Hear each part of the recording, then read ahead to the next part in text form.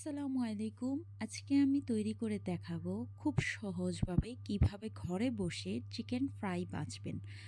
আমি এখানে নিয়ে নিচ্ছি ১ টেবিল চামচ আদা বাটা, ১ টেবিল চামচ রসুন বাটা এবং সয়া সস।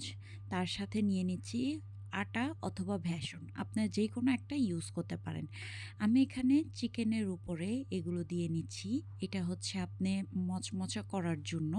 আপনি চাইলে ঘরে বসে বানাতে পারবেন। এই রেসিপিটা আমি পরবর্তী ভিডিওতে আপনাদেরকে বলে দিব।